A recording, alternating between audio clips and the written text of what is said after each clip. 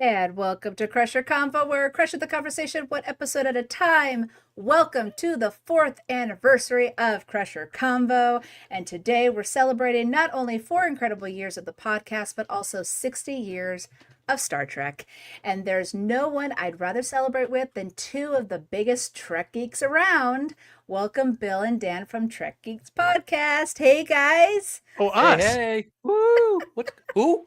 Yeah. Us? I gotta say, Bill, you were doing some moves there with the intro. Maybe I was. I loved you have it. no proof of that, though. I don't.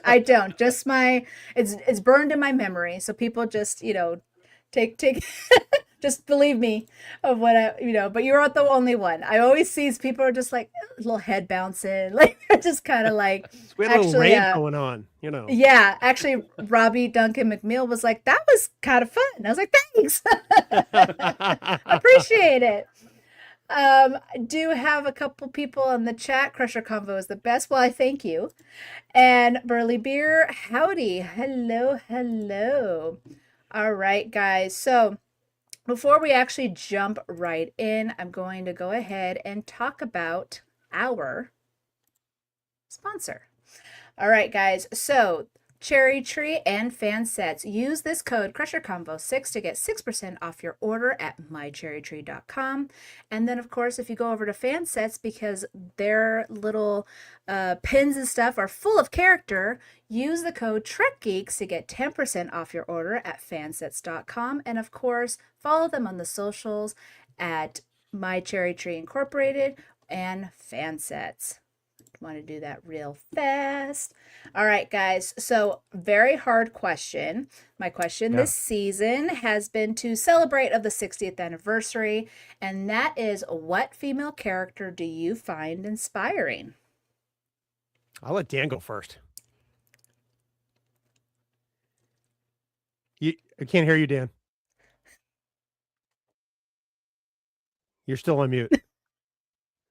Why is this not working? There we go. There we go. Better? Yeah. See, we have a problem before the studio starts kicking it off, and then after. And that was me. Keiko O'Brien. Absolutely. No, I'm just kidding. That's not my favorite character. What a jerk. I was okay. I mean, it's a great question, Jesse, and I actually did put quite a bit of thought into this. It's an important question because the female characters on these shows have become such an important part of our everyday with what we're doing. And I got to say, this might be surprise Bill, I'm thinking it, but my favorite female character right now is Lieutenant Ortegas from Strange New Worlds. Wow. She's hands down to me. She's one of the best parts of the show because she's badass. She's got swagger and she's balanced that with raw vulnerability, I guess is the best way to put it. I mean, she's a fighter. She's a veteran. And she doesn't just bounce back from trauma, which we saw specifically last season. The show leans into her psychological scars, the capture by the Gorn in particular. And during last season, she convinces herself that she's totally fine and ready for duty. And then she outright goes against orders by number one, disobeys him. And you can see that she's got issues. Her humor is great on the bridge, but it's not just for laughs in my mind. It's kind of a mask when she's having these problems. And watching her falter and misjudge her own recovery and use that to fuel her path forward really makes me feel that she's one of the most complex and complete characters in Strange New Worlds right now.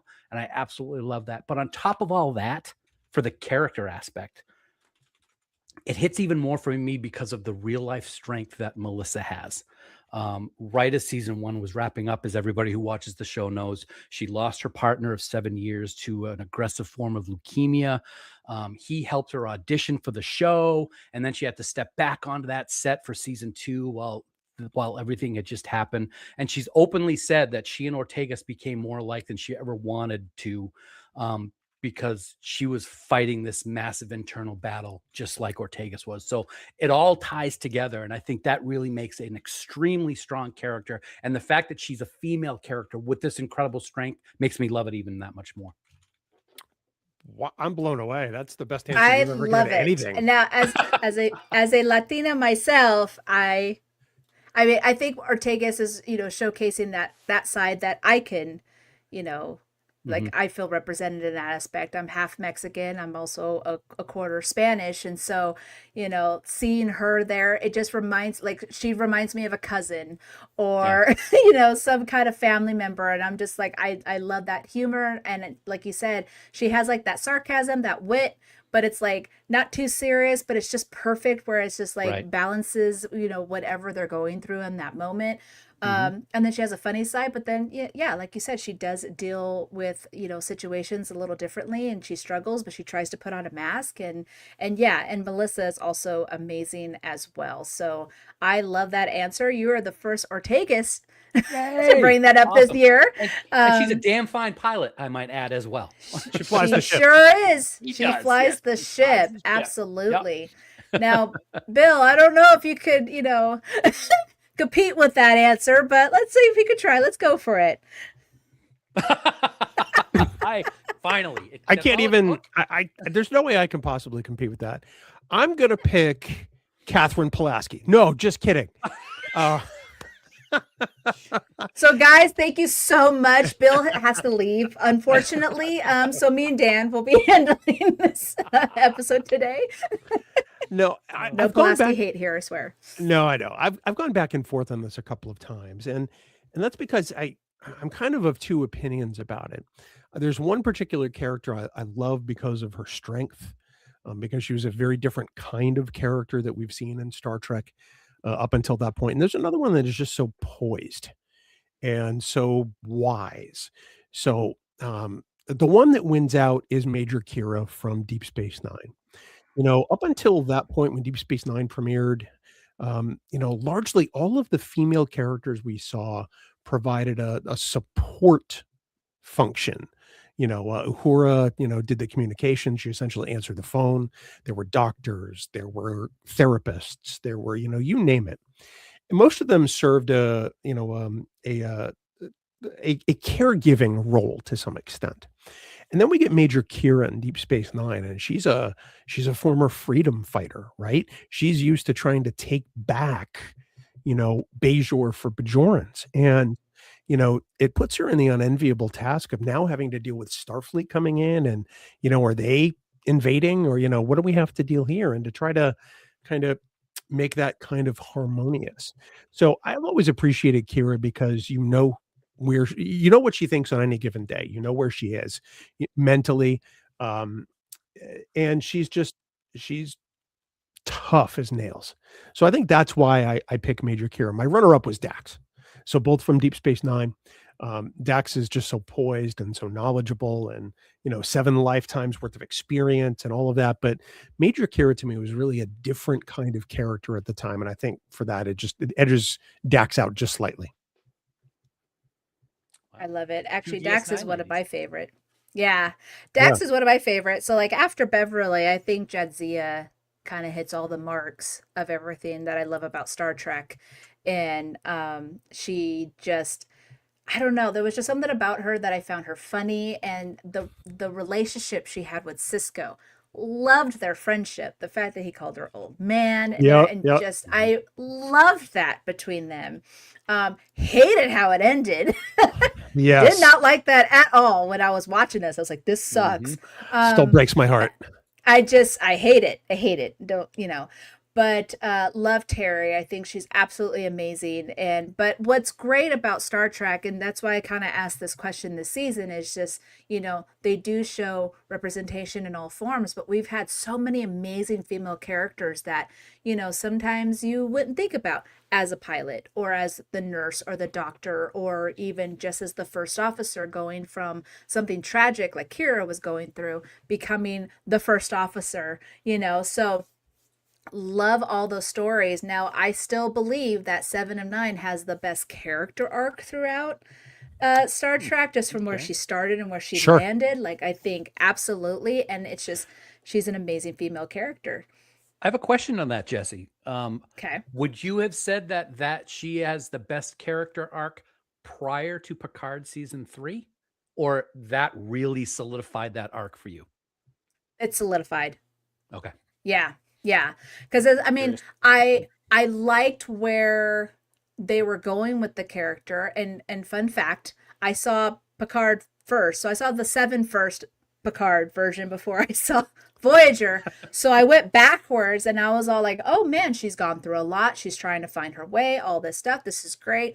But the fact that it landed of her being the captain of the Enterprise. Yeah. Like I just was like, hello, like, and then of course, clearly they just want to give, former Borgs the Enterprise. That's clearly a theme here. I mean, might as well keep with tradition. All right. So I think, but still just everything that she went through with as a child, being on the Raven and then her being a Borg for so long and then going through all that on the Voyager. And she even said in Picard, right? Like Voyager was her home. Like that's where she was reborn. And so that really showcased what I felt like 7 was. And so, yeah, and I think it was interesting. I'm kind of glad that I did see it backwards because I don't know if I would have felt as strongly about 7 if I would have seen her first in Voyager. I just would have been like, oh, okay, whatever. But because I see where she was going, I paid more attention to like little details than I probably wouldn't have if I saw her in Voyager first. So yeah, amazing characters on Star Trek, and that's why we are going to be celebrating 60 years of it. So, going into the chat real fast. Now, Burley Bear says, Dan's a character. Does he count? Oh, female character inspiring. Shut your mouth, Bill. She knew what she was talking about. Absolutely. And of course, hello, Jesse and everyone. Jesse's favorite Canadian from Under the Cloak of War. Absolutely. Hello, David. How are you? And then we have John. It's a good reminder that Star Trek opens its arms to not only fans, but its characters as well. Yep. So, yeah, absolutely. And we also have Captain Quadrant and Chuck. Hey, Chuck, we'll all see you at STLV next week. Love it, love it, love it. Now, John has been a guest, and he had his was Philippa, Georgia. Yep. So, yeah, which I was like, that's great, because I hadn't had that answer, so I was very excited. But anyways, you know what's guys, interesting about that, Jesse? I love the fact that somebody can pick a character that really was not in a lot of Star Trek, but still find that character to be inspiring. I think that's pretty great and shows you the power of the character and the actress. So yeah, by far. Absolutely. And you want more from that character. And I mean, I've only just barely started Discovery, but I saw the first 2 episodes and I know how it ends. At least for that version of her.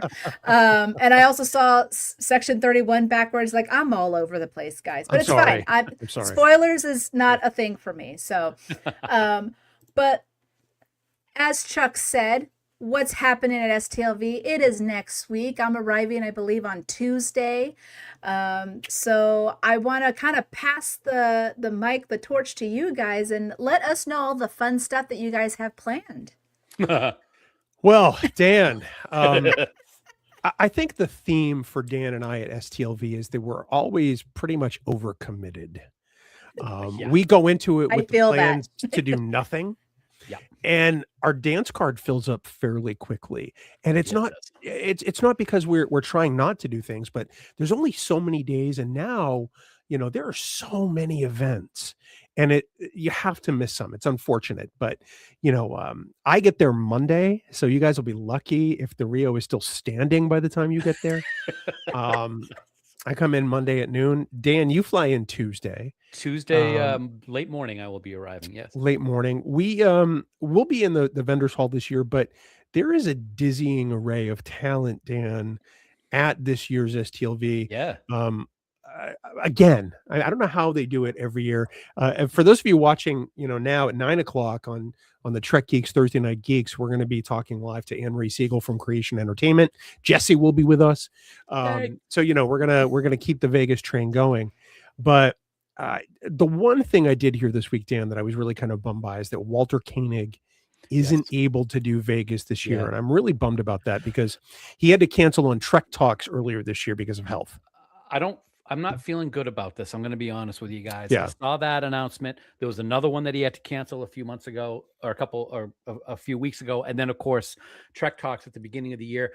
I'm very concerned. because he is not a young man. He stopped by our vendor table last year on Sunday as the convention was wrapping up to say hi, which was incredible. And I was not only was I blown away just by the fact that he came over to say hi, but I also was very concerned because he looked very frail. Yeah. I'm hoping that everything is fine. I'm hoping he's going to be okay, but I was very bummed to see that. I was also bummed. I saw it and I think it was for STLV, but did Melissa have to cancel as well? We were just talking about Ortega's. I saw something about her not being able to go somewhere, and I don't know if it was STLV or a different con. So I just wanted to She see did if have to anybody had cancel. seen that. She just canceled a couple of days ago. Yes, I think it was yes. Yeah, that's too bad. So Okay. oh well. Yeah, that's a bummer. Yes, if I look at who they've added, they're sitting right now at 198 special guests. They've recently added Robert Beltran from Star Trek Voyager, Jerry Ryan from Voyager and Picard, Jonathan That took a while. Delarco, and composer Cliff Idleman, which is fantastic. Cliff is a great guest and obviously a fantastic musician. But this is 200, almost 200 guests. They're certain to add more, quite frankly, because it's not even convention week yet, so they have time. Yeah. But Right. I don't know how they consistently do it every single year. It kind of boggles the mind. But so far on the cancellation list are Walter Koenig, Melissa Navia, Trisha Helfer from Battlestar Galactica, which is a bummer. Cole Meany, F. Murray Abraham from Star Trek Insurrection, Jennifer Morrison from House, and also Star Trek 2009. Peyton List, who was Narissa on Star Trek Picard. Victor Brandt, who was Tongo Rad in the original series. Michael Forrest, who is just a dear guy, and we love him. Joanna Miles, who was Perrin from Next Gen. Michael Dante, who was Ma'ab in Friday's Child. I had to think about that for a minute, man. Hannah Hate. I have faith in you. A lot of the O'Briens ended up canceling. I know, right? Bobby Clark won't be there. This is Dan, I've been going to Vegas now for 15 years at least. Bobby Clark has been there every single year, usually right next to us in the vendor hall. Right.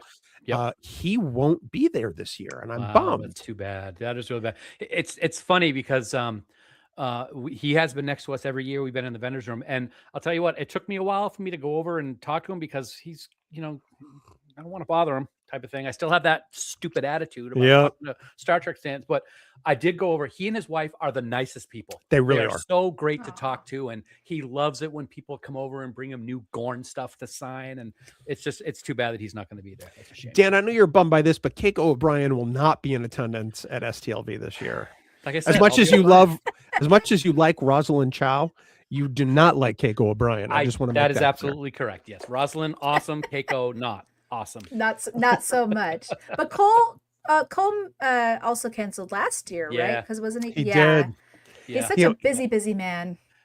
That's it. He has the virtue of being a very in demand working actor still, and I think that's fantastic for him. It sucks for us as a fandom. It sucks for us, but good for him. Good job, Cole. I'm very bummed about Colm because Scott McDonald is going to also be there, who played Tosk, who we'll talk about a little bit more later. But Captive Pursuit, Tosk and O'Brien, I had gotten the photo. I was very excited. I couldn't wait. I've been waiting for it. And then Colm dropped out, and I'm like, you gotta be kidding me. way to go, O'Brien. But goodness. Even there's also the actress who played Talyn is also can't make it, right? Gabrielle Ruiz, right? I believe she's pregnant. Good work. Okay. Yeah. So I mean, traveling to Vegas probably isn't in the cards. I got to tell you, so I was at Star Trek Chicago this past November, and I was hanging out with the Fansets folks and the Cool Waters people, Cool Waters, who does her convention representation. And Gabrielle and I got to sit next to each other at dinner, and we were having deep dish pizza, which in Chicago, that's what you do, right? And I have to tell you, she is one of the most kind and delightful people. We had a great conversation. She's hilarious, just being herself. And it's a bummer that she won't be there, but she's got certainly more important things to be concerned about, and good for her. So yeah, good for her. Yes. It's funny. We talk about 200 people, and it'll probably be over 200 by next week. And it's amazing the amount of stuff that they pack into a short amount of time. And We never get to see it, buddy. I think I've told people the last time that we were in the main auditorium for any type of a panel was when Sir Patrick Stewart surprised everybody and showed up in Picard. That's the Yep. last time we were in the great room for That's true. Oh, for any of wow. the panels. I mean, it's just, we're always so, we want to be in the vendors room to talk to people, and sometimes I wander off, but which is a thing. But we have a great time in there, and we don't get to see all of these 200 people on stage that we'd love to see. But I got to tell you, buddy, I'm pretty excited about Friday night, which is going to be a big thing at STLV. We're finally bringing back the Fan Geeks party. And it's been a few years since we've been able to do that. And we're excited. The venue that we've got that Bill found is just incredible. Ready Player One. Player One. Player One. I'm thinking of the movie. In the book. Yeah. I'm a Player One. I do the same thing every time. I'm like, okay, take out the ready. We're good. So the thing that has really prevented us from having our annual party has been finding a venue. During the pandemic, the place we were using went out of business. Fortunately, they were not able to ride out the pandemic and the lack of business. So then after that, we tried a couple of places and they just didn't work. One just didn't take us seriously when we said we could pack the place with 300 hungry and thirsty Trekkies. And so they didn't staff accordingly. The next one was just way too small. But, when I was in Vegas earlier this year, I went to visit Player One. I said, well, maybe this place will work. And I walked in and it was like being transported into the 1980s, but also with a massive bar. Mm-hmm. If you don't drink, there are plenty of non-alcoholic options there, but the room is filled with playable arcade games from the 80s. They're all free to play once you get your ticket for Fan Geeks party. Nobody associated with Trek Geeks or fan sets gets any money from this party. It's all going to the venue. With your $15 plus tax ticket, you get 2 drink tickets. You get free to play access to every single video game they've got, including all of the video game consoles. Ever. You get the chance to win prizes from fan sets. It is the cheapest night you can spend in Vegas and still have one heck of a time. Yeah. Try to get an average drink at a hotel bar in Vegas. You're going to spend at least $15, if not more. With this, you get 2 drink tickets. They've got a variety of craft beers. They've got other mixed drinks. It's for once, it's going to be a fantastic time because Dan is going to be there, hopefully occupied and not saying a whole lot. But say a word. The other thing is we have a special guest, DJ Live Long and Party, Ashley from We Are Starfleet, the podcast on the Trek Geeks Network. She'll be running trivia and spinning tunes for us during the whole party. So it's going to be an amazing time. We hope everyone will join us. It's fangeeksparty.eventbrite.com. Tickets are still available. Like I said, only $15 plus tax per. But Dan, it's long overdue for this party. It's what we used to look forward to every single year. It was so disappointing the couple of years that we weren't able to do it. We tried like crazy. I mean, it was one thing. Bill mentioned it. There was one venue that we went to that was just a joke.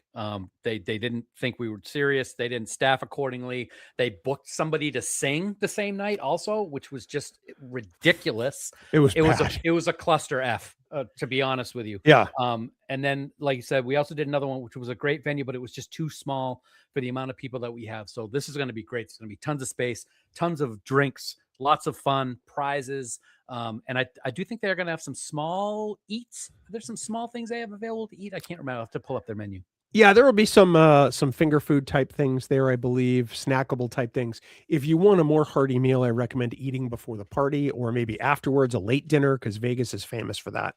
And plus you can get dinner just about anywhere in Vegas. Right. But it guaranteed to be a good time. And plus, Dan, we normally give away a metric ton of fan sets pins. We do. I mean, it's unreal. I think we practically spend them into the poorhouse with this party. They bring, I'm serious. I mean, I think, and plus there's one giant prize at the end. It's usually their huge collectible for the year that somebody in the room will have a chance to win. Yep. So it's going to be a heck of a time. Jesse, we hope you're able to join us.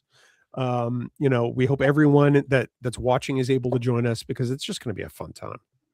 I mean, I have my 17-year-old is going to be joining me on this trip to help me with the vendor table That's and all that right. stuff. So, unfortunately, she's still underage to be joining me with Yeah. certain things. She Yeah. will be turning 18, but still can't do it. Yeah. So we'll see if it works out because we have a bar here in Boise called Space Bar, and it's the exact same like Oh, cool. layout Nice. with the old arcades and stuff. And if guys, if you have never been to a bar like that, it is so much fun to be able to just feel, you know, like a teenager or middle schooler again playing these old school games. I mean, I still have my N64 and, you know, my GameCube That's still, awesome. they are, yeah. I mean, I had a Genesis, but that is a long story and it's painfully, if I tell it, but yeah, they still have them there and it's so much fun. So yeah, definitely check that out. I do want to mention here in the chat, John does say, here's what I like about STLV. It's so much more relaxed than a normal con. The Yeah. celebs are walking down the hall, just relaxed and friendly. I was one stall over from Michael Dorn a couple of years ago. And then, of course, Chuck says, check out my vendor table at STLV. Chuck A's Star Trek plates and toys, and also Jesse B's table and the transporter room table. We're all going to be like in that same area. Awesome. So, absolutely. Awesome. But yeah. So one of the other things. Oh, I'm sorry. I apologize. No, you're good. I'm just saying, how long do we have to place to ourselves at player one? Question for you. The party's 2 hours. So if anyone wants to stay after that, I'm sure that you know, they will be more than happy to accommodate us. Yeah, you're not going to want to leave once you go in there, quite frankly. You know, when I went in there, I went in with my my dear friend, my found brother Chris Mumfrey, and my best friend of 40 plus years, Chris Hill. We were there in town to see the band Chicago playing at the Venetian. And we went in to check that out, and we were just blown away at how awesome it was. But since Chuck is in the chat, and we're talking about Chuck. plates, I want to talk about the one I finally got that I've been wanting for decades, and it's this one. I used to see it advertised on TV Guide. You know, I was like, oh, I want that plate, and finally, Hamilton. You know, I forget what company it was. I forget. No, it's Ernst. Okay. But this was one of the first collector plates I ever saw advertised anywhere. And I used to have this cut out like and taped to my bedroom door on the inside, you know, as decoration. Now that I'm in my 50s, I said, you know what? I've always wanted that plate. So I finally found one on eBay for a halfway decent price. And I'm so psyched that I finally got it. So I'm sure Chuck will appreciate that. But this was the first one I can ever remember seeing. And so now, since Spock is probably my favorite overall character, this is I don't want to telegraph anything for later, but this is probably now one of my prized possessions. That's great. It's funny, Jesse, John mentioned about how relaxed it is and how normal it is. One of the things I have always appreciated about STLV, and I'm going to say this for people who may not have been there before, because we get this question a lot. People have social anxiety and they're nervous about being around people. One of the things that we tell them is this place is a great place to be if you are a Trek fan and suffer from some of those conditions from time to time. Because when you go to STLV and you walk into the Rio, you are surrounded by 10,000 family members who are going to treat you wonderfully, and they're going to make you like being there and show you what a great time this convention can be. So keep that in mind for anybody who might be a little concerned about crowds, because it's going to be crowded. 60th anniversary, it's going to be a lot of people there. You know, I'm one of those people myself. I deal with some social anxiety and stuff like that. And you're right, Dan. It's an incredibly welcoming atmosphere. You know, for as busy as it will be being an anniversary year and all of those things, you almost wouldn't know it in a sense, because you can still plug along and do whatever you want to do and not be impacted by anybody else. And everybody there is that respectful and that kind and that cheerful. You're going to meet people who love the thing the way you love the thing, and who have come from somewhere, you know, to spend their vacation time or whatever to go to this convention and meet other fans. So if you're okay with that kind of experience, take advantage of it, because you're probably going to make a brand new friend, as I have over the years. And now this is the family reunion that I get to see every year of all these people. Right. So I look forward to it more than anything else. The years we didn't have it because of COVID, I'm not kidding, I was genuinely depressed. Yeah, it was because awful. I didn't have that connection, that touchstone to my friends in the fan base. So I make the most of this every year, and I know Dan does too. And Jesse, I'm sure that you have your own experiences. Was last year your first one? This is going to be number 4. No. Oh, I'm sorry. All right. Cool. Excellent. So Last what's year was funny, your first as a vendor? first as a vendor. Yes. Okay. Yes. My very first STLV was 2022 when it was Gotcha. at Bally's. Oh, And it was sorry. Larry Nemec. I know. Larry Nemechek. Hilarious. I was waiting in line for Jonathan Frakes because my daughter wanted to have an autograph. And I'm like this close to his table. So I'm like, hi, Larry. Nice to meet you. I'm a new Trekkie, blah, blah, blah. And he's like, come back next year. He's like, Yeah. just trust me. And I was like, Yep. okay. So I literally told my husband, I was like, so Larry Nemechek said we have to come back. So I don't know what to do about that. But we do, and it was 2023, and it was at the Rio. He just said it was much better. It is. It's a much better Yeah. layout. Rio is. has Bally's it sucked. perfectly. Yes. And be so honest. Bally's was not great. But the thing is it was just a great experience. I've done conventions before, and what I love about like this one, and I've also done Xena conventions, is that when it's just one theme, Right. you're surrounded by people Yes. who just love that particular thing. And so, and like you said, it's like a family reunion. You want to go back. It's like once you start, it's like, all right, see you next year. Bye. Yeah. I didn't get to make it to 2024, but I was like, I'm totally going to make it to 2025. And then, of course, I wanted to be a vendor, and I'm doing it again. And again, it's just so much fun to talk to people about Trek. It's so much fun to talk to other people who love Beverly Crusher. And one of the things that I decided to do this year, so if anyone, obviously, if you're a Beverly Crusher fan, hit my table. If you are wearing a cosplay, I'm going to be giving away these certified Beverly fan card carrying members. Nice. Okay. Now, I if like you're it. not wearing a cosplay, okay, you just have to answer one question, and it is an easy question. It's not like the Beverly Trivia that I put these two gentlemen through, which they did win. Okay, they are the champions. However, Because of me. one simple Yes. question because Dan got half the point, and then Bill got the one, and they just stole it right from there. But if you're able to answer that one question, you will be able to take this home with you. Super excited. It does say an official card carrying member of the Bev Heads. You recognize Beverly Crusher's greatness, and you're prepared to enter the debate at warp speed to defend her honor. So definitely excited to be giving out that. And also I'm going to be selling some bags, posters, and stickers. Nice. So Awesome. really excited about that. And yeah, Gates is going to be there, and I'm hoping to talk to Sirach Lofton because I'm giving him one of these. He loves Beverly Crusher. He earned this. All right. He just finished The Next Generation. I'm so excited about that. But like these gentlemen said, STLV is just so much fun. There's so much to do. And yeah, it's so great when you're walking the halls or getting a Starbucks. I was doing it with Dave Blass. We were just chatting it up. And, the Yakutas and stuff were waiting in line at the buffet or whatever. Or even just going in to have breakfast, and there's some Trekkies in their cosplay. We're like, hey, live long and prosper, and you just feel like you belong, and that's what's so great about it. If you want a free activity, because everything in Vegas can be so expensive sometimes, right? If you want a free activity, one of the coolest things you can do is watch Star Trek with other Trekkies. Because if you haven't had the opportunity to do that, you're going to enjoy it in a way you never thought possible. So every night in the casino, in the masquerade area, they've got a different movie playing on a multitude of screens. Wednesday is Star Trek The Motion Picture, probably my personal favorite right now. Thursday is Star Trek For the Voyage Home, and it's the 40th anniversary of that this year. Wow. Friday is Star Trek First Contact. It's the 30th anniversary of that this year. Saturday is Star Trek Enterprise Broken Bow Parts 1 and 2. And by the way, 25th anniversary of Enterprise this year. So many anniversaries. And Sunday is not a Star Trek movie, but it is Galaxy Quest, which is damn good.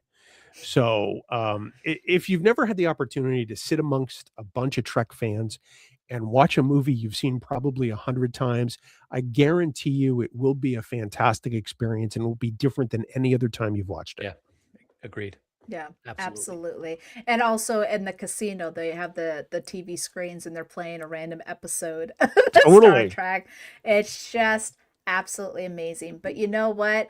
Let's go ahead and talk about those 60 years of Trek and I gave out some categories and we're going to talk about our favorites. And the first one that we will be talking about is favorite series. Now, you guys have the same answer. We do. And Yes, here we it do. is, Deep That's it. Space Nine. So, talk about what is it about Deep Space Nine that you just love so much? Um, Yeah, do buddy. you want me to go first, Dan, or do you want to go first? Yeah, you go ahead first this time. All right. I think in Deep Space Nine, I found a Star Trek that wasn't perfect. I love, don't get me wrong, I grew up on TOS. I love it. I started watching Next Gen the night of my 18th birthday when it premiered. I love it. But Deep Space Nine was different because it showed us there were shades of gray in the Star Trek universe. Not everything was perfect and pretty. And it took something to build this presence in the Alpha Quadrant. Plus, all of the characters start off really kind of fully formed. At that point, it had the best pilot of all of them. Cisco just the struggle he goes through, with the wormhole aliens and the whole, you exist here thing. It's the first time I've openly cried during a Star Trek episode because you felt his grief, but you also felt that he was anchored there in time because of it. For me, it just hits all of the right notes, Dan, and it still stays with me today because I think that while not a perfect Trek, it's almost as perfect as one can get. I absolutely agree with everything you said. It is by far my favorite series. And this is going to sound kind of weird. I'm a horror movie fan, I'm a villain fan. It's a darker Star Trek. And I like that. I like the fact that there's unknowns. I like the fact that there's bad things happening. I absolutely loved until the movie Section 31, and I love the Dominion and the Dominion War. And one of the things that I love so much about Deep Space Nine is this was the first television series in history to have a multi-seasonal arc story. And it works. And of course, now they all do it. So you have to watch. I mean, they do it now, I think, for money making because you have to watch everything to know what's going on. You can't just jump into something. And I really like that. But on top of that, they had this cool ass captain coming in. And as soon as he went bald, he got even cooler. And the whole idea of Odo and the changelings, there is nothing about Deep Space Nine that as I've grown older and appreciated more that I dislike. And that's kind of hard to say about any type of show. Even the crappy episodes that aren't the best, I'll still like because Yeah. it's the best series. The first tattoo I ever got on my body was a giant Star Trek Delta, the DS9 communicator with the Defiant inside with the wormhole inside the Delta. It's just a show that has always resonated with me from the first time it was on. And there are other reasons why it's important to me, which we'll get into later. But it's just such a fun show. I love it. Now, fun fact, now my husband grew up with Star Trek The Next Generation, and that's all he saw. And so when I finally got into it, I basically was like, hey, let's watch all the other Star Trek shows. And he finally saw Voyager and Deep Space Nine. He loved Deep Space Nine. He's like, oh my gosh, where has this been my whole life? I was like, I don't know. You chose not to watch it. But he just loved the concept, everything you guys have been saying. I enjoyed it in the sense of where they didn't rush story. So if they knew there was a story that really needed more time, they did those two-parters, maybe even three. Right. And all the different characters that we got out of them is what made it so special. Now, John does say Deep Space Nine just hits different. It's serialized, and when the war happens, all the answers weren't wrapped up in nice little boxes. It was messy on a regular basis, and that Garrick is one of the best characters Star Trek has ever produced. Complex to the hilt. Facts. Now, I don't know if you guys could guess my favorite, but Is it Dr. Pulaski? I mean, you're partly correct. It is the Next Generation, and it's always it's because it's what got me into Star Trek. And of course, I always blame my husband. I say, sorry, husband, I stole your show. This is literally his favorite show of all time. He just said that the cast is perfect. The stories were great. Just the characters he just loved so much. He loved Data, so he's not a Pulaski fan. But I think there was just something different when it came to the next generation, something that I just never saw before that I absolutely adored. And what's hilarious is that it wasn't Beverly Crusher that got me into Next Generation. My husband was rewatching it because it was on Netflix at the time, and I decided to buy him the Blu-rays.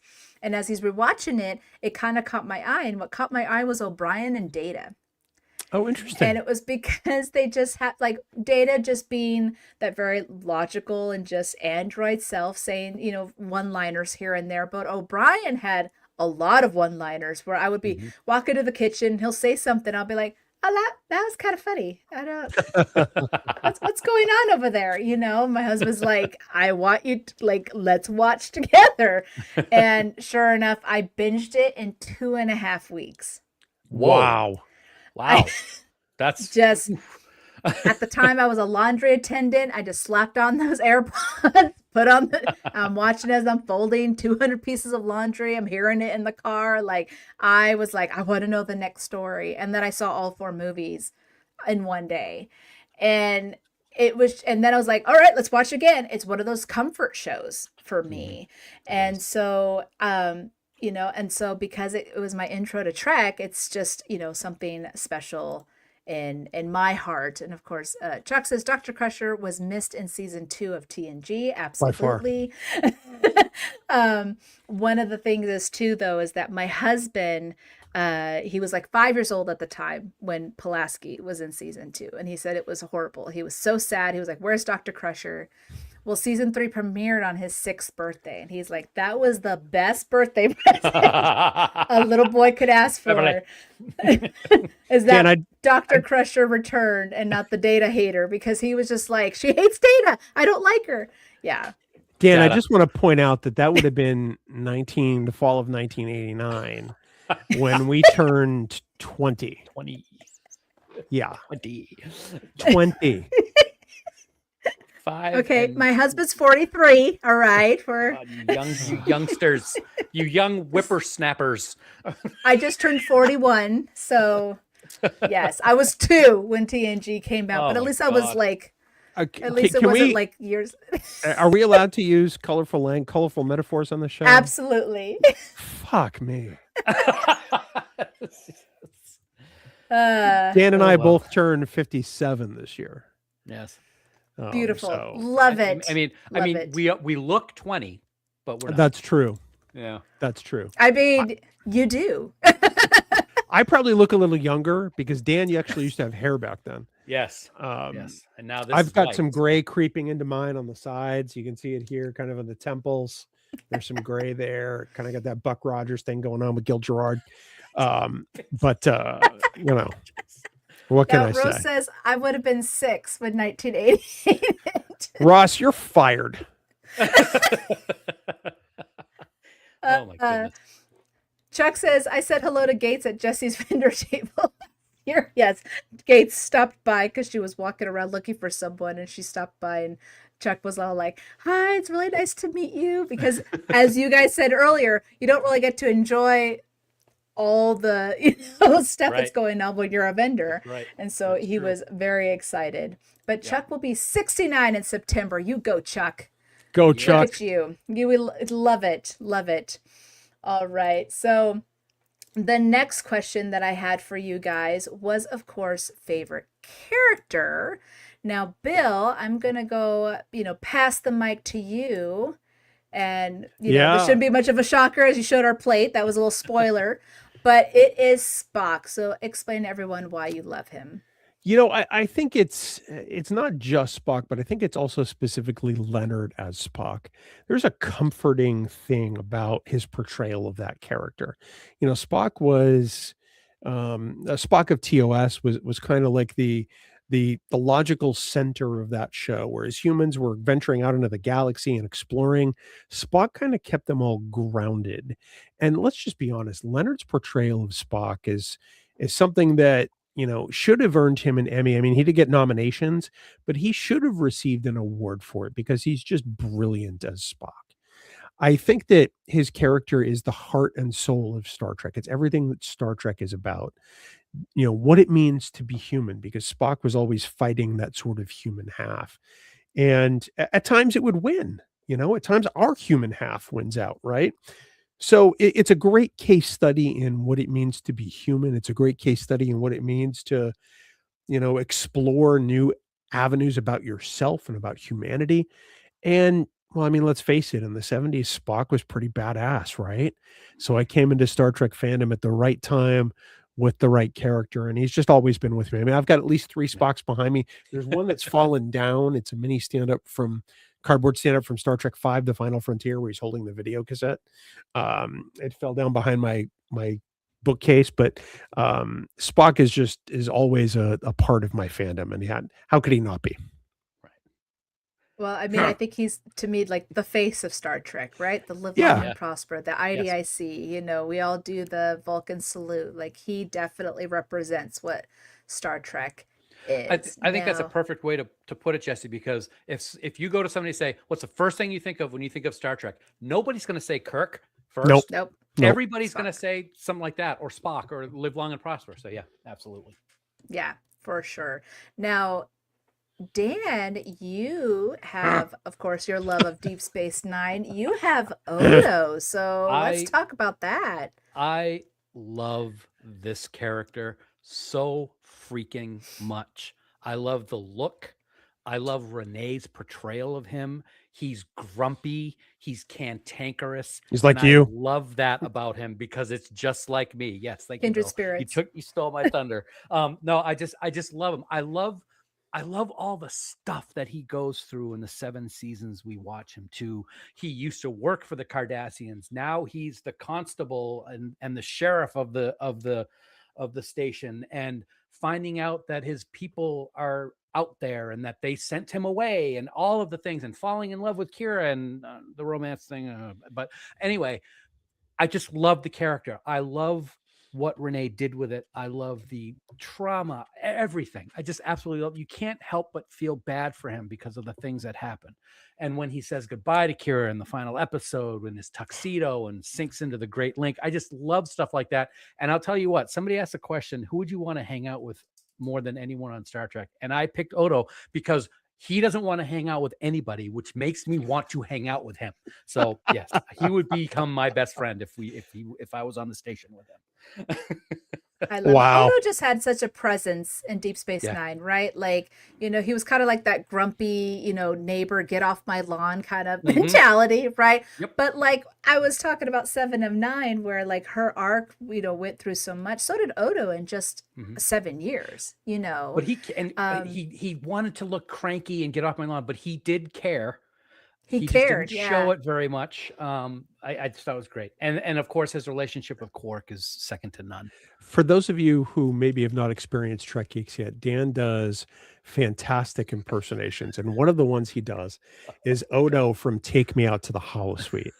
And the first time I really experienced it as it should be, we were at Northeast Trek Con in Albany, New York, and we shared a hotel room at that point. We're watching the Red Sox in the World Series. I think it was the World Series, wasn't it? Or the playoffs at least? It was the World Series, Los Angeles Dodgers. Yeah, yeah. And all of a sudden, Dan starts belting out this Odo quote as we prepare to watch this episode. And Dan, would you please regale us with that particular I got to quote? pull it up to say. I haven't said it in so long I would get it wrong unless I pull up this the is such actual wording. bullshit. So This is such if you want to just ramble, I'll pull it up. Yes. Oh, I can do that all day long. So, by the way, we're here to celebrate Crusher Convo's 4th anniversary. Jesse, we're so proud of you and everything you've built with Crusher Convo. It was an easy decision for us to welcome you to the Trek Geeks Network. Trek Geeks is about passion. Trek Geeks is about love of Star Trek. And I can't think of another podcast that puts that on display so openly as yours. So we are excited to have you as a part of our family. If we haven't said it yet, we should have. But it's a joy for us to have you as part of Trek Geeks. And we hope you're with us for a very, very long time, quite frankly. Well, I really appreciate it. I was very shocked when you guys asked me. I think my first words to you were like, "Are you fucking kidding me?" Yeah, I think they were. I was all like, "What? Huh? Sorry, Mom." Every time I curse, I have to say sorry, Mom, because she's like, "No," and I'm like, "Okay." Now, sorry. Jesse. Now, Jesse. John does say Garrick and Quark are my 2 go-to characters. I ponder others, take a look at the other characters, but I keep coming back to these two. Honorable mention is La'an in Strange New Worlds.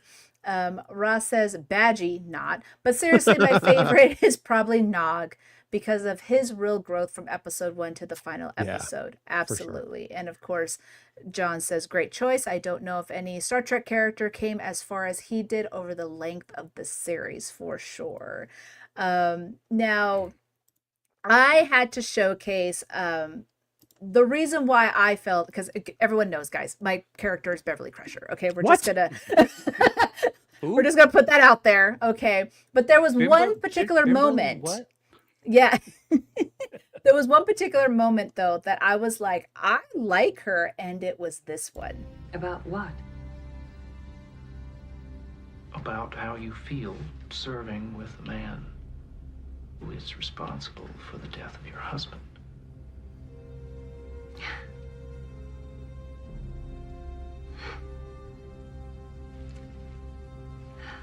My personal feelings about Captain Picard are irrelevant to this investigation. And none of your business. I mean, Absolutely. I was like, oh, yeah, because when he said that to her, I was like, oh my gosh, how dare he? And then her answer was just chef's kiss. And I was like, all right, I'm in love with Beverly Crusher. That's it. I'm done. No That one can top pause. this. That pause she takes is just perfection before she speaks. Right? I mean, it was just so good. But yes, I mean, I don't think I have to talk about why I love Beverly Crusher. I have a podcast about her. But one of you're like, oh, this all makes sense now. Oh, that's what that's about. But the one thing I always do tell is that I was a single mom, and seeing a single mom with a career doing badass things on that show, that is the number one reason that I was like, that's my girl. That's it right there. And of course, I always talk about how much I just feel like she has like the best qualities that represent Trek in a lot of ways. by And far. so I definitely, I love it. I absolutely love this character. Chuck says, Jesse is so awesome. Your channel is great. Thanks, Chuck. He is not wrong. He's not wrong. Dan, are you ready? I am ready. And Go I for gotta it. say that no player shall at any time make contact with the Empire in any manner. The prescribed penalty for the violation is immediate ejection from the game. Rule number 4.06, subsection A, paragraph 4. Look it up, but do it in the stands. You're gone. Hold Now on. imagine that as I'm trying to sleep. Hold on. I haven't done it in a while. It wasn't the greatest Renee impersonation, but I just love that quote. I used to know it Oh by my heart, gosh. but I haven't seen it. It's better after you get a couple of drinks in you, quite frankly. Yeah. Oh my gosh. Oh my goodness. Okay. Now, the third favorite that I asked about you guys, I think, was it Bill, you said, or no, Dan, you said you love the horror, you love the villains, you love all that stuff. And of course, I love a good villain myself. It is favorite villain. All right, Bill. So here we go. We got Khan. Con! Ricardo Montalban just puts on a performance. That's really what it is. Whether it's Space Seed or whether it's Wrath of Khan, he just commands every scene he's in. And he's so memorable. I mean, I remember seeing this in the theater in 1982, and I was 12 at the time, and I was transfixed. At that point, I hadn't seen Space Seed, right? Because Star Trek was in syndication. You were lucky if you got to see all the episodes because they didn't show them in order. And I hadn't yet seen it, and it spoke to me. I mean, I've tried to treat Dan like Khan just about every interaction we've ever had. He So, does too. He yeah, does a good that's true. job. That's true. It is.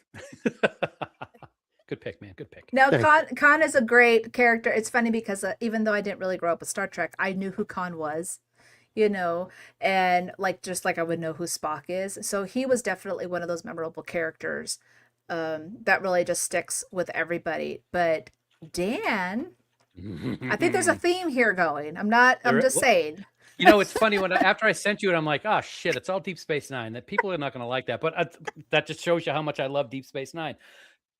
Gul Dukat, it is the easiest choice for a question asked of me is who's your favorite villain in Star Trek? Because he is by far, there's nobody that's even close to him for me. 2 words, Mark Alimo. Absolutely fantastic in Yes. this role. This character is so twisted. He's such a megalomaniac. He thinks he's doing everything right. It's so Shakespearean. He is so psychopath. And then everything that happens with him and the power rates. And of course, that one episode that I'm not even going to say anything. You don't have to. But, you don't have to. A duet, the whole episode with him and Cisco in the cave where he just finally loses his cheese off his cracker. It's awesome. I love Gul Dukat. The only thing I don't love about Gul Dukat is how he died. I thought that was kind of I didn't really care for it. Loses his cheese off his cracker? Yeah, I don't know.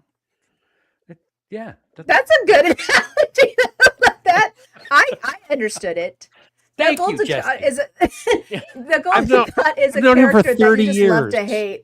I've known him for 30 years. He's never used that comparison before. So he's still making you surprises, right? Every day. Yeah. Like he's keeping you on your toes.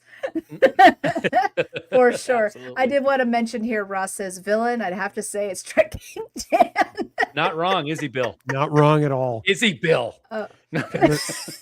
In fact, we will be starting Trek Geeks Thursday Night Geeks at the top of the hour, so I may have to slip out and get ready for that while Dan finishes here That's on right. Crusher Convo. So yeah, we'll try to get through it real fast. Now, real quick though.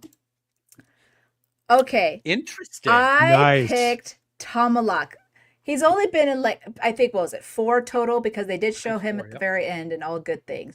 I feel like he was a character that definitely showcased just exactly what a Romulan was, right? Yeah. Just that conniving, emotional, trickster. I think the episode, was it Deflector? Deflector. Deflector, yep.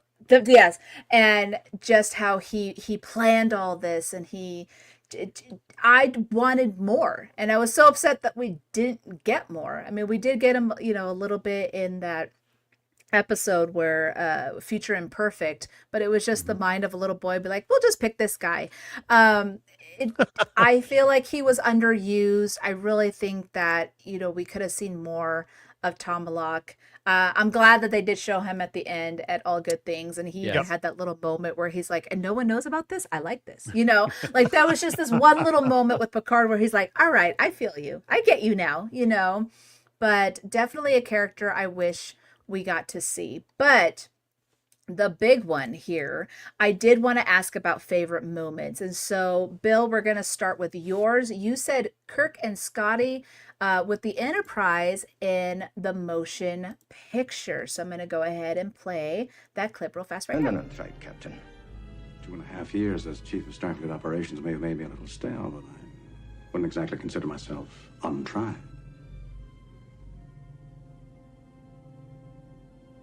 They gave her back to me, Scotty. Gave her back, sir? I doubt it was that easy with Nagura. You lied. Well, any man who could manage such a feat, I would not dare disappoint. I'm sitting there lip syncing the whole thing the whole time. Yes. Now, I don't want Paramount coming after me. I'm only doing 30-second clips, but yeah.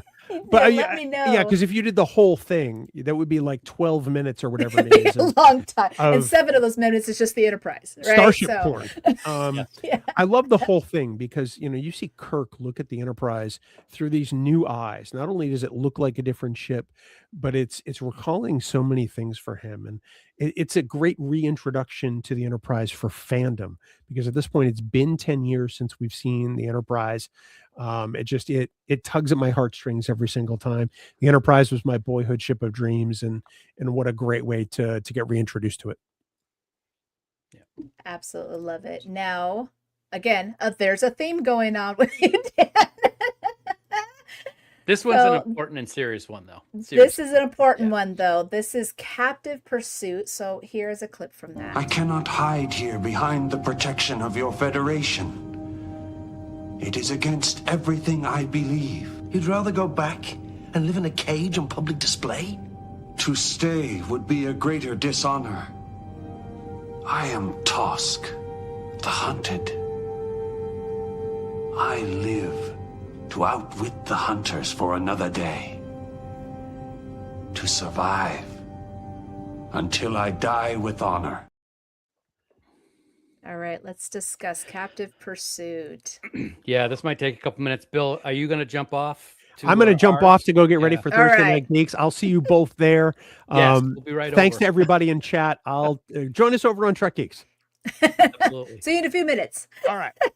Yes. Thanks, buddy. All right. So yeah, Jesse. So for those who have not watched or listened to any of the Trek Geeks podcasts, there's a reason why Captive Pursuit is my favorite Star Trek moment. Is because if that episode was not on television one night in late 1999, I would not be alive right now, because I was ready to commit suicide one night. And when I had the gun literally in my mouth, ready to pull the trigger, I happened to have a cassette tape playing, and that episode and almost that scene where he talks about hiding behind the Federation was on my TV, and it made me stop. So Star Trek literally saved my life. I'm one of the people that is proud to say that. I of course loved Star Trek before that, but now it just has more meaning. And that episode, of course, it will always be the most important part of Star Trek to me for that very reason. I've had the opportunity to talk to both Colm and Scott about it, which was phenomenal to be able to do so. And that's why I was talking earlier about how I was so excited to get a picture with the two of them, and now I'm not going to. Gosh dang it. Darn meanie being, so busy. But I love that story. I mean, I've heard it so much, even when I started this podcast. So many people are like, Beverly Crusher saved my life, or she was the mom I never had, or, I was in foster care and this is what felt like a family to me. Everything has such a meaning. Now, I have attempted, I was 13 at the time, but Xena was my inspiration to put the knife down. Okay. Yep. And so it's amazing how these characters and these TV shows can represent so much, and you feel something with it. Yes, right. absolutely. Little weird that I was near the perfect scene there, because I was just going through, I was like, this is a good scene. I'm glad I wasn't on screen when that showed it, because when you showed that, I started getting I started freaking out. Oh my gosh, that's insane. That's insane, because no one told me. He didn't tell me what to. I clipped it myself. This was all me there. That's amazing. Now, going from something so important, I'm going to something so funny. Okay. My favorite moment is not that serious, but this was a moment that I think really catapulted my love for the Next Generation, as I mentioned, because of Data. And I don't know, guys, this is just hilarious. Known even in the Klingon Empire. You are familiar with the Bahat Kul challenge? I'm familiar with many Klingon rituals, including the Bahat Kul.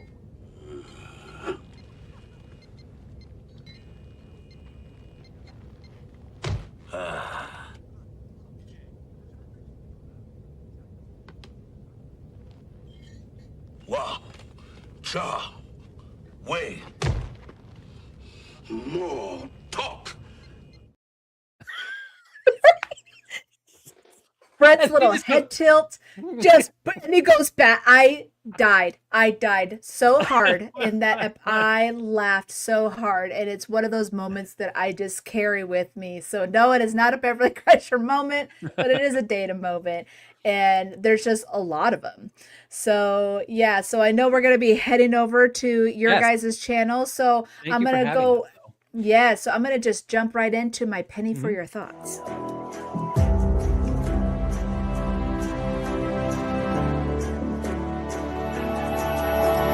Penny for your thoughts.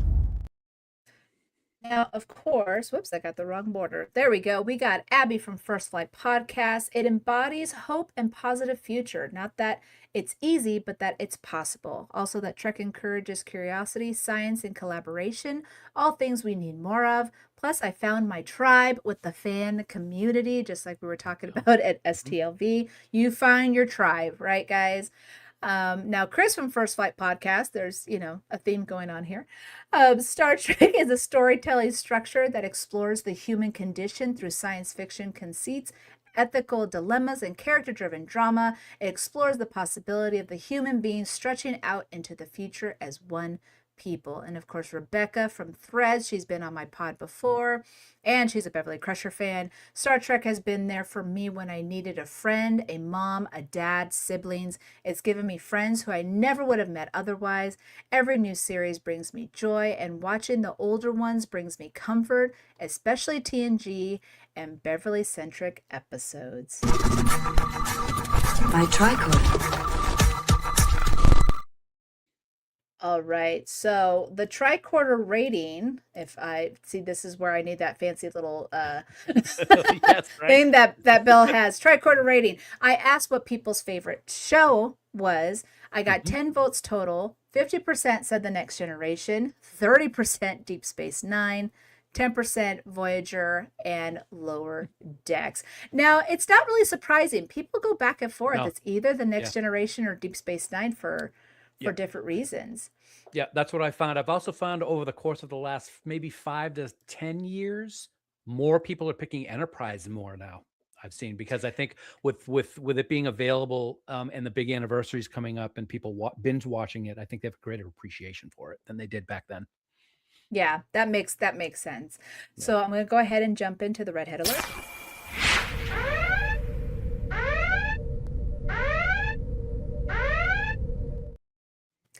Now, my next episode of Crusher Convo will be on September 4th, and it is all about the Delta Quadrant with Voyager's Collective. No guest yet, but definitely come back and check us out live, and let's crush the conversation together. And guys, don't forget about my giveaway. Once I reach 1,000 followers on Instagram and 1,000 subscribers on YouTube, I'll be giving away an autograph of photo from Gates McFadden to one lucky listener. If you're enjoying my content, please help spread the word by sharing it with your friends. Every share brings me one step closer to reaching my goal. And of course, you can send a penny for your thoughts by sending me a 60 to 90 second audio clip at crusherconvo.com, or you can email me your thoughts at crusherconvo@gmail.com, and I may feature your penny and share it live on the show. And last but not least, I have my Patreon shout-outs who go to Leslie, Dave, Grayson, and Elisa, who are my Commander patrons, and Chuck, Engineer Mark, and Johannesburg, who are my Admiral patrons. If you'd like to support the podcast and enjoy exclusive extra content, just head over to patreon.com/Crusher Convo, and you can sign up for as low as $3 a month. All right, so real fast, thank you. Thank you, Dan, and thank you, Bill, for joining me. Please let them know where they could find you. Oh, absolutely. Just head on over to trekgeeks.com. You can get our YouTube channel, youtube.com/trekgeeks, where we will be heading over to in just a moment for our Thursday night Geeks. Every other Thursday is what we usually like to do. We'll be doing live stuff. Tonight we're going to be talking about STLV and a couple little surprises we have planned. So yeah, check us out. Come on over and have some fun. And you can also check us out over at Patreon as well, patreon.com/trekgeeks. Absolutely. And I'll be joining you over there at your, Trek Geeks Live Thursday. And as always, thanks to everyone in the chat. Had so much fun. Really appreciate it. Thank you for a wonderful 4 years. And here's to another 60 when it comes to Star Trek. And as always, guys, live long and prosper. Bye.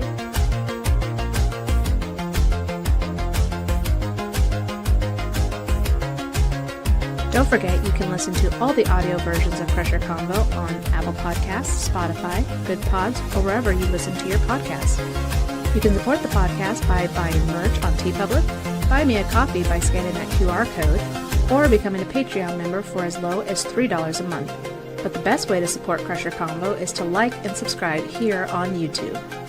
You can also find me on Blue Sky, Instagram, Threads, or TikTok, so please follow me there. And of course, all this information can be found on crusherconvo.com. Crusher out.